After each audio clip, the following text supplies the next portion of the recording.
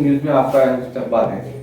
जिस तरह आप लोग जानते हैं, बल्दिया इलेक्शन का आज आखिरी दिन है। तमाम पार्टियां रोड शो, पैदल यात्रा, पब्लिक मीटिंग अपने वोटरों को रुझाने के लिए तमाम कोशिशें करती है, जिसमें आज AIMIM का मरकजी जलसा खिलवत ग्राउंड में था।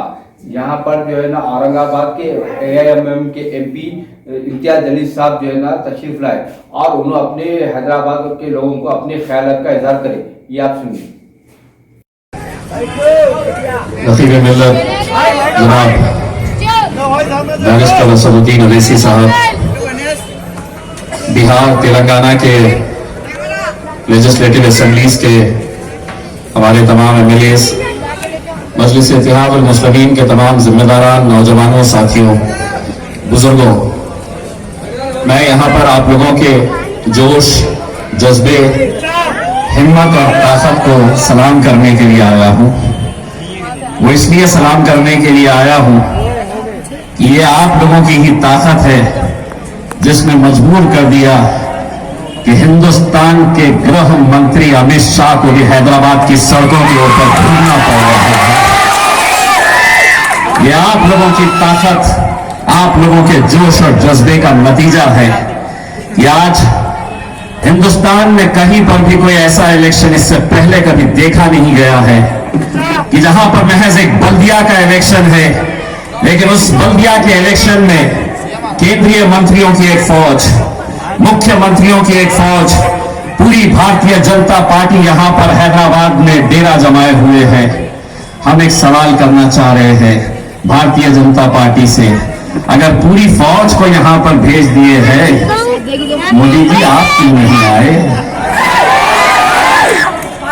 आप भी आ जाते, देख लेते हैदराबाद कैसा शहर है, हम घुमाते आपको चार मीनार पुराना शहर कैसा है।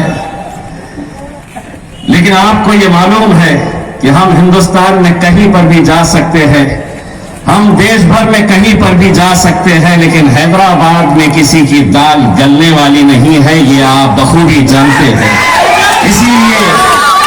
इसीलिए जो डर और खौफ आपको सताया तो आपने सबको भेज दिए, खुद दूर रहे। आप तो कल हैदराबाद आए थे वैक्सीन ढूंढने के लिए कि वैक्सीन कैसे बन रही है कोरोना की। 1 तारीख के दिन आपकी पार्टी को हैदराबाद की आवाम कैसा इंजेक्शन देने वाली है ये भी आप देख लेते थे तो आपको समझ में आ जाता था। लेकिन नहीं, वैक्सीन कोरोना का ढूंढने के लिए आए। 4 तारीख के दिन आपको पता चलेगा कि हैदराबाद की आवाम कुछ हटकर है।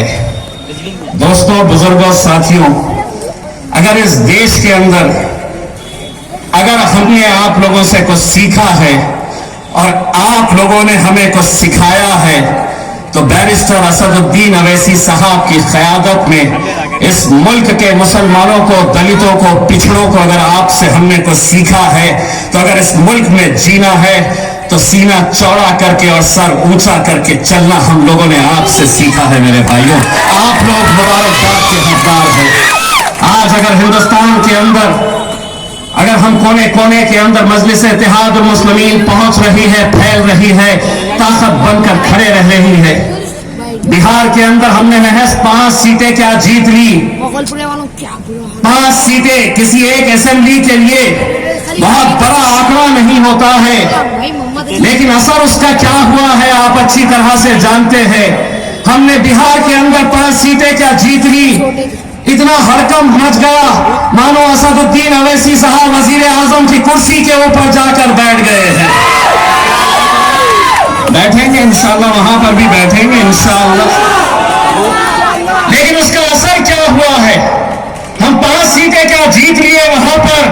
अब महफिल सस्ती है भारतीय जनता पार्टी की, महफिल सस्ती है कांग्रेस पार्टी की, महफिल सस्ती है RJD की, महफिल इन सब की सस्ती है, लेकिन चर्चा हमारा होता है, चर्चा हमारा होता है।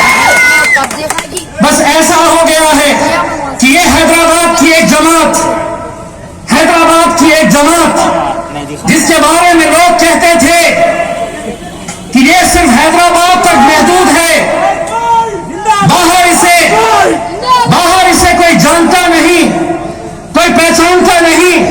हैदराबाद के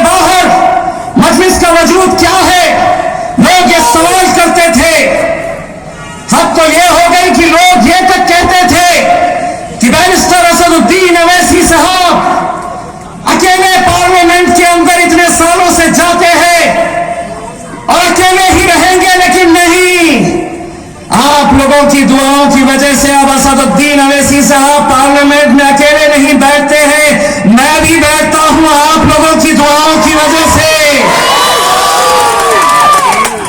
और इतने घबराए हुए हैं, सोचते थे कि नहीं ये तो अकेले रहेंगे।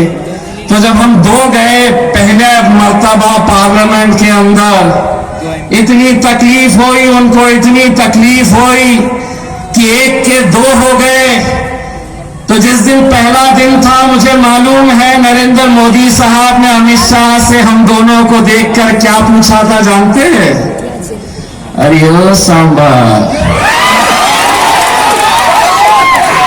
अरे ओ सांबा, कितने आदमी है रे? तो सांबा ने जवाब दिया, साहब है तो दो, लेकिन 200 पे भारी है। अल्हम्दुलिल्लाह ये शुरुआत हुई।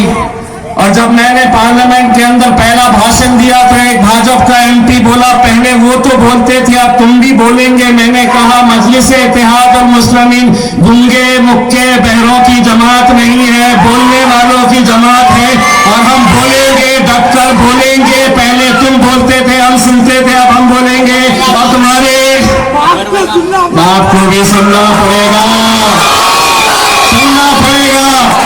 कब तक ये खामोश मिजाजी तुम्हें जीने नहीं देगी। इस दौर में जीना है तो कोहराम मचा दो। सुना है अमित भाई चले गए, मैं अमित भाई कह रहा हूं, वरना हैदराबाद की हमारी एक बहन ने कुछ अलग नाम दी थी, मैं नाम नहीं बोलने वाला, मैं नहीं बोलने वाला हूं। अब ये बैठे हुए हैं सामने लेकर इस मैगी अब बनाते तब बनाते, क्या बोली थी मुझे नहीं पता है। ठीक है मेरे भाइयों, मैं आप लोगों से सिर्फ इतनी इल्तिजा करने के लिए आया हूं। ये इलेक्शन और पहले के इलेक्शन में जमीन और आसमान का फर्क है। आपने देखा होगा कि इस इलेक्शन के अंदर जिस तरह की ताकतें इकट्ठा हो गई, हर एक का मकसद यही है कि मजलिस इत्तेहाद और मुस्लिमीन के घर के अंदर अगर हम उन्हें कमजोर कर देंगे, अगर अपने घर के अंदर इन्हें हम खत्म कर देंगे, तो हम आगे का सपना, एक ख्वाब जो देख रहे हैं आप लोगों के लिए, चाहे वो पश्चिम बंगाल हो, उत्तर प्रदेश हो, या देश के कोने कोने में, वहां पर जाने के लिए। वरना कहीं पर ऐसा इलेक्शन नहीं हुआ है जहां पर बड़े बड़े नेता आते हैं, इस तरह की बयानबाजी करके चले जाते हैं। हमारी एक पश्चिम बंगाल की बहन ने बंगाली के अंदर आपने भाषण दिया है। आपको एक हम बात बताना चाहते हैं, जिस दिन आप मजलिस से हमारा ताल्लुक हो गया है, आप अगर इशारों में भी बात कर देती तो हमारी आवाम समझ जाती आप क्या कहना चाह रही है। ये मजलिस का एक रिश्ता है। लेकिन आज हमने देखा है हैदराबाद की सरजमीन के ऊपर कैसे कैसे बयान दिए गए।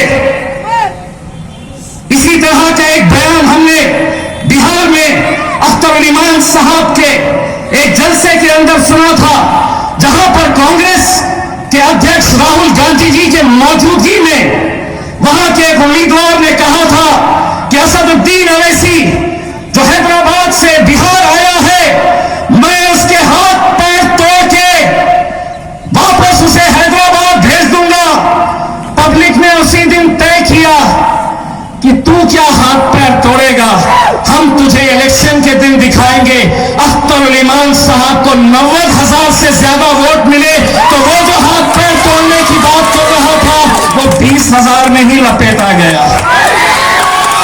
और अब यहां पर एक भाजपा का नेता कहता है कि अगर हम चुनकर आ गए तो हम अवैसी भाइयों को अपने पैरों के नीचे रखेंगे। एक गंजू, समझता है गंजू,